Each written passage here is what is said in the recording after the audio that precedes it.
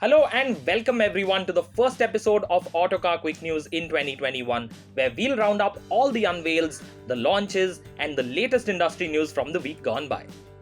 But before we begin, make sure you hit the subscribe button and the bell icon to stay updated on all of our latest videos. What a whirlwind start to the year this week has been. We've witnessed some big launches and vital updates to a number of cars, but the one that arguably stole the thunder this week was the news of the impending return of an iconic nameplate. Tata Motors has announced the revival of the Safari nameplate. Its new 7-seat SUV, which was previewed at Auto Expo 2020 as the Gravitas, is the one that will resurrect the Safari name, which India was first introduced to all the way back in 1998. The Gravitas, based on Tata's Omega architecture, is closely related to the Harrier but is 63mm longer and 80mm taller, has a different, more upright tail section, and most importantly has a third row of seats. It will borrow the Harrier's 170 horsepower 2-litre turbo diesel engine and 6-speed manual and automatic gearbox options. There will be no 4-wheel drive version at launch, but Tata is evaluating the possibility of introducing a 4x4 version of the new Safari. Bookings for the new Safari will open later in January. For more details, make sure you check out our What to Expect video on the new Safari. Now it's time to take a look at the launches of this week. We kick off this section with news on the Toyota Fortuner, which has received a long-awaited midlife update and also a substantial price hike. The Toyota Fortuner facelift has been launched in India with prices ranging from Rs 29,98,000 to Rs 37,58,000. This is the first major update for the current generation Fortuner, which arrived in India all the way back in 2016. Chief among the changes on the outside are a new grille, redesigned LED headlights and front bumper, new 18-inch alloy wheels and slimmer LED taillights. Inside, the Fortuner facelift packs a larger touchscreen with Apple CarPlay and Android Auto connectivity and also offers connected car features and ventilated front seats. There's also a sportier looking Legender version which gets a new front end and a few more features such as wireless phone charging and ambient lighting. The 2.7-litre petrol engine has been carried over unchanged, but the 2.8-litre diesel now puts out more power, producing 204 horsepower and up to 500 Nm of torque when paired with the 6-speed automatic. With this update, prices of the Fortuner have risen by 1,32,000 rupees for the petrol versions and up to 3 lakh rupees for the top-spec diesel automatic versions. For more details, check out our 5 things to know video on the Fortuner facelift. Another important update this week came in the form of the 2021 MG Hector. There are only a handful of changes inside and out, but they will certainly help MG's bestseller attract even more attention. The 2021 update brings a new grille for the MG Hector, and at the back, the reflector strip running between the tail lights has been replaced with a black applique. Both the Hector and Hector Plus now get larger 18-inch alloy wheels.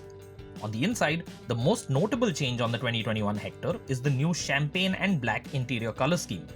The Hector Plus is also now available in 7-seat form, with a bench seat replacing the captain chairs in the second row. On the equipment front, the Hector and Hector Plus get ventilated front seats, along with wireless phone charging and an auto-dimming inside rear-view mirror. Also new is the updated voice assistant, which can now recognize up to 31 commands in English for actions ranging from the opening and closing of the sunroof to aircon controls and navigation. Powertrain options remain the same as before, so the Hector range still gets the 1.5-litre petrol and 2-litre diesel with a mild hybrid option available with the petrol engine. As before, a 6-speed manual gearbox is standard for all engine options, with the non-hybrid turbo petrol also getting a 6-speed dual-clutch automatic as an option. Depending on the variant, the Hector is now pricier by up to Rs 44,000.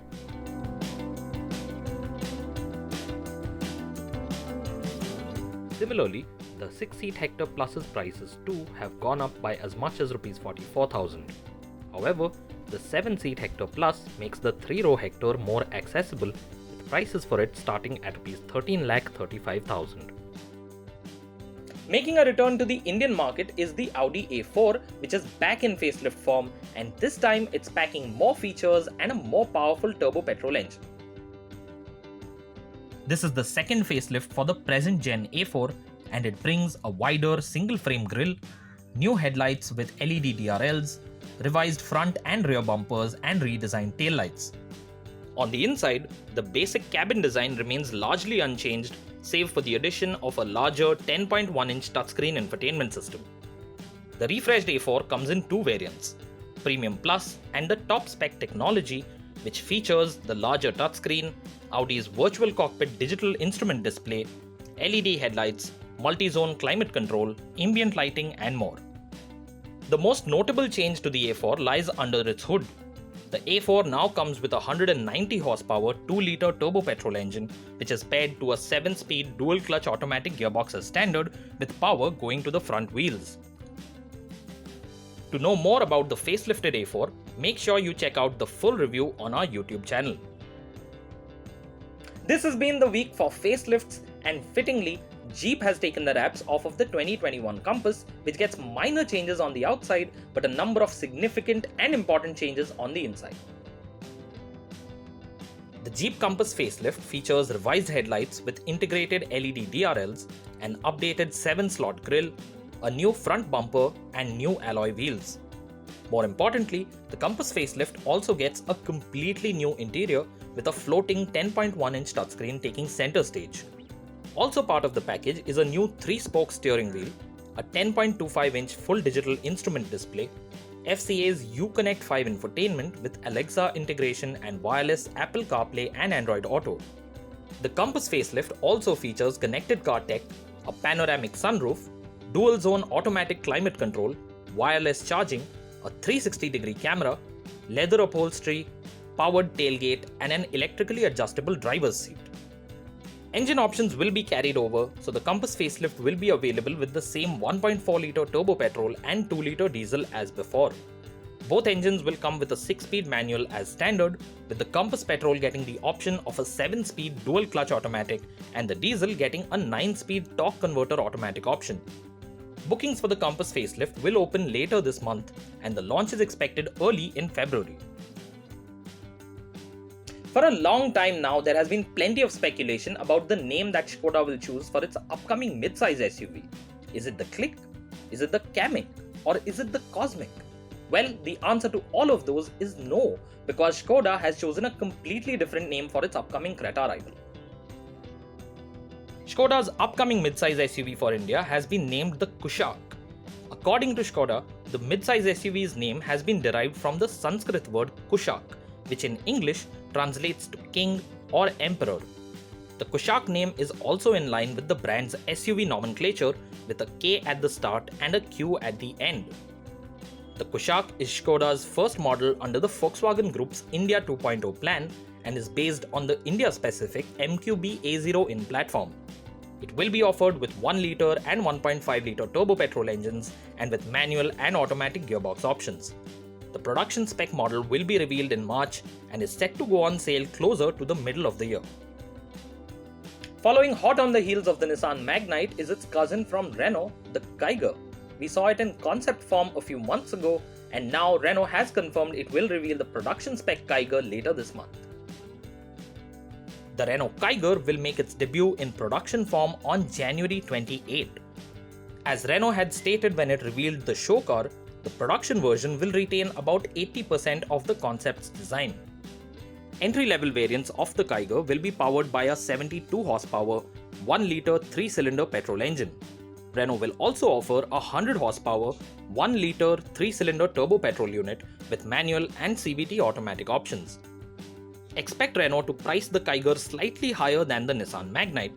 That said, the Kiger is still expected to undercut the prices of other compact SUVs by a big margin when it is launched in the coming months.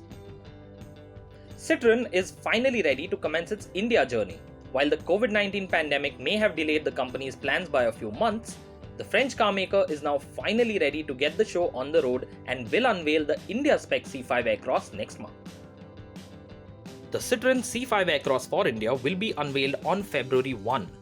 Citroen's debut offering in India will come with a 2-litre diesel engine producing 180 horsepower and will be mated to an 8-speed torque converter automatic gearbox.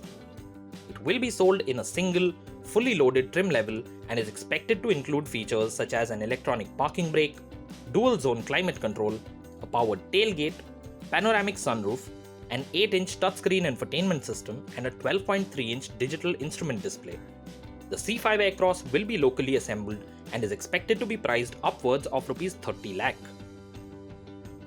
For 2021, Ford India has updated the EcoSport lineup by reducing prices, axing variants, and also adding some features.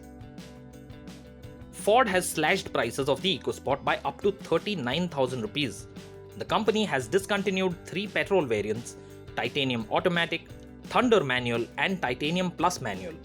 At Rs 7,99,000, the petrol range now starts 20,000 rupees lower than before. The top spec Titanium Plus Automatic is also priced 39,000 rupees lower than before. Only one variant sees a price hike, which is the Titanium, and that too by just Rs 1,000. As far as the diesels go, Ford has axed the Titanium Plus and Thunder variants. The company has also slashed prices of 2 variants of the diesel EcoSport: the Trend, which is down by Rs 35,000, and the top spec S, which is down by Rs 24,000. Along with changing prices, Ford has also added a sunroof to the mid-spec Titanium variant. Now we come to the only two-wheeler launch of this week. I'm sure many of you who are fans of the stunning Kawasaki H2 will love this. It's the naked version of the H2 named the Z H2, which has finally been launched in India. Kawasaki has launched the Z H2 at Rs 21.9 lakh and the Z H2 SE at Rs 25.9 lakh. The supercharged naked motorcycle was first revealed back in October 2019, and it features a suitably sharp and aggressive design, highlighted by the mean-looking LED headlight with 2 prominent fangs. The biggest highlight of the Z H2 is the 998cc inline-4 supercharged engine that makes 200 horsepower. While it is similar to the unit in the Ninja H2, the engine in the Z H2 is said to be tuned for better low and mid-range grunt.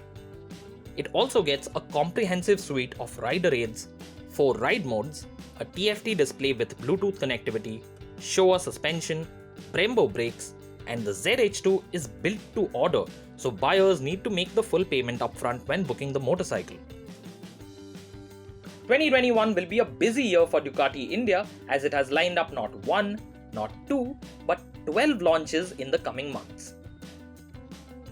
Of the 12 launches Ducati has in store for India this year, the big ones will be those of the all-new Multistrada V4, which is the world's first production motorcycle to feature adaptive cruise control, and the new Monster, which was revealed just a few weeks ago.